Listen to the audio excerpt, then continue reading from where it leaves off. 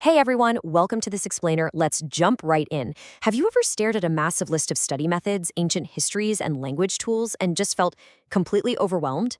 You know there's incredible depth hidden in these ancient texts, but actually getting to it feels like you need a theology degree. Well, today we're exploring a source that aims to fix exactly that. We're going to see how the author takes this dense, intimidating list and turns it into a super practical, accessible toolkit. By the time we wrap up, you'll see how this material suggests moving from just casually reading to really actively investigating. Okay, let's dive into this. Picture this question. Why would putting new wine into a bottle cause it to shatter? It sounds like a strange ancient puzzle, doesn't it? If you've ever read that parable, you might have scratched your head wondering why a bottle would literally explode just because the drink inside is new. The answer to the specific riddle is just one of the many fascinating tools we're going to unpack from our source material today. Stick with me here because uncovering this answer changes exactly how these ancient words are read. Here's our roadmap for today. We're using a 5-step layered toolkit framework to dig into these texts. We'll cover assembling your study toolkit, decoding text and language, unlocking the ancient context, focusing on Jesus Christ, and finally, community and supplementary learning. Let's kick things off with Layer 1, Assembling Your Study Toolkit, focusing on physical and digital tools. The source highlights a really powerful list of digital tools to consider acquiring. Software and apps like the Berean Bible, Strong's Concordance, eSword, The Word, and the Olive Tree Bible series. Now you might be wondering, why go digital? Well, according to the material, you can enlarge the text, which drastically cuts down on eye strain during those long study sessions, plus you avoid lugging around heavy book loads. But the biggest advantage? The searchability. It's an absolute game changer. Instead of hunting for a single word, you can instantly search for full phrases. For instance, if you track a theme like the phrase "in him," a pattern emerges in seconds. You'll find verses urging readers to believe in him, grow in him, abide in him. The text emphasizes that digital tools make connecting these dots instantaneous. Another absolutely crucial tool highlighted here is using multiple translations. Let's look at the King James Version of Daniel chapter 3. The Babylonians look into the fiery furnace and say, "The form of the fourth is like the Son of God." But the source presents a historical problem here. The ancient Babylonians hadn't known Jesus yet, so they wouldn't have known to call someone the Son of God. Enter the Amplified Bible, which translates it as, "The form of the fourth is like a son of the gods." Since they were polytheistic, they simply thought the person in the fire looked divine. The author uses this to brilliantly illustrate exactly why you should consult more than one translation to catch these critical little nuances. Moving right along to our second layer, decoding text and language, original words and metaphors. Take the word baptize, for example. In the original Greek of the New Testament, the word is baptizo. The material points out that searching its original meaning reveals it literally means to immerse or place under the water surface. It doesn't mean to merely sprinkle. Finding this original Greek definition clarifies exactly the mechanics of how John baptized Jesus in Matthew chapter 3 and how Philip baptized the Ethiopian eunuch in Acts chapter 8. The original word paints a very clear picture of dipping the whole body completely under the water. The source also notes that we have to realize ancient languages just had different grammatical structures than modern English. Consider the word love.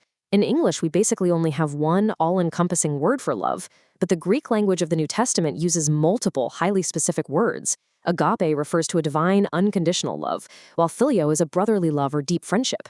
Knowing these two distinct Greek terms perfectly explains that famous interaction where Jesus specifically had to ask Peter 3 times if he loved him.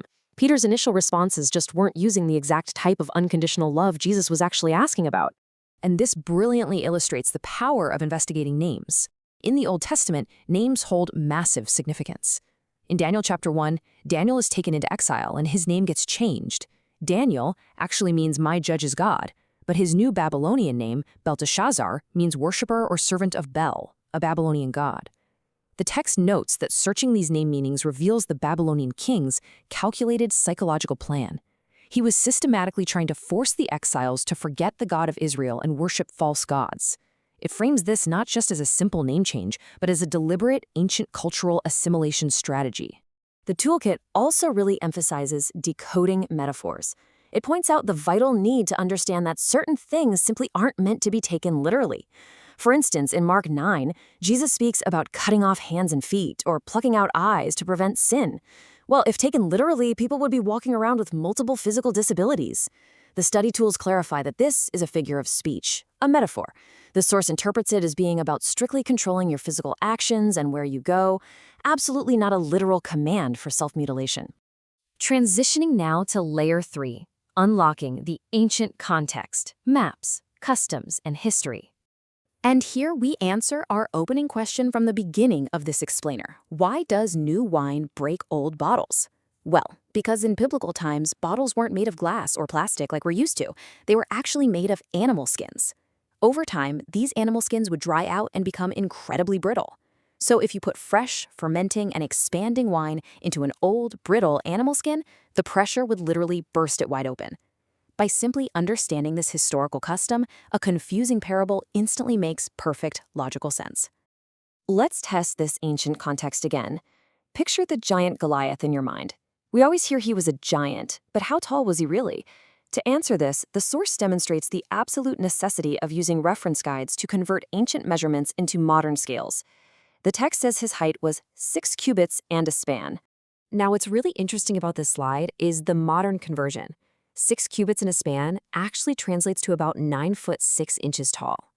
Seeing that exact number gives us a striking modern picture of exactly how terrifyingly big he really was. And this same tool applies everywhere. For example, by using modern scales on the dimensions of Noah's Ark, the source points out that we can understand the Ark actually did not have vast enough space to enable all living people of his time to enter it. Scaling brings this ancient reality right into modern focus. Unlocking ancient context also means stepping outside the text and looking into secular history. According to the timeline presented in the source, secular historical records indicate that as early as AD 52, the Apostle Thomas took his message all the way to India. He preached there for roughly 20 years before being martyred for his faith.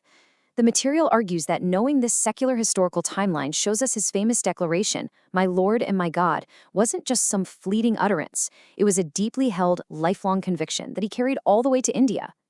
Let's move right along to Layer 4, focusing on Jesus Christ, the core subject. Since Jesus is central to the text, a massive part of the source's toolkit involves learning how it identifies the true Jesus of the Bible.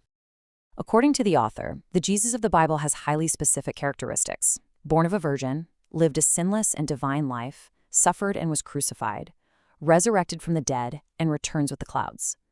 The author gives a strict warning here. If a teaching presents a figure missing even one of these traits, the source considers it a false Christ being presented. So, according to this toolkit, a non-suffering or reincarnated Jesus simply doesn't match the concrete characteristics laid out in the texts.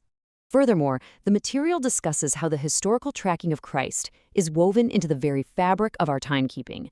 It highlights that mainstream society largely subscribes to the Gregorian calendar, using BC, which stands for before Christ, and AD, Anno Domini, which translates to in the year of our Lord. By using this widely accepted calendar, the author claims mainstream history rightfully acknowledges the birth of Christ and uses the AD designation to historically acknowledge his life. The source argues that this historical tracking is practically impossible to escape. Finally, let's explore our fifth and final layer, community and supplementary learning beyond independent reading. This toolkit isn't just about reading in isolation. The material highly recommends asking an older believer to guide you, forming Christian apologetic study groups, reading trusted evangelical books, and using software Bible quizzes to really concrete your knowledge. But here's the absolutely crucial point the author makes. While supplementary books and study groups are recommended, you must act like the people of Berea in Acts chapter 17 and test everything against the actual Bible text. The source insists that testing everything ensures readers avoid what it describes as modern heresy or blasphemy. The text also outlines a brilliant supplementary technique, linking critical Bible truths to the melodies of call-and-response gospel songs. Because of the melody, the author argues, songs ensure incredibly powerful memory recall. Just imagine a music quiz format. If a young believer is asked, "What enables you as a Christian to remain standing while others fall?" the answer is instantly recalled from the hymn, "On Christ the solid rock I stand." Or, "Why do you stand on Christ the solid rock?" The response, "Because all other ground is sinking sand." The material suggests this technique literally forces a person to think deeply about the theological truth embedded right there in the melody. We've explored an incredible layered toolkit today, so I'll leave you with the final provocative question posed by the source. Are you just reading the text, or are you fully equipped to decode it? The author's challenge is to take these layers, from the digital concordances to original Greek translations to secular history maps and gospel songs, and actively apply them to your very next study session. Thank you so much for joining me on this explainer, and keep exploring.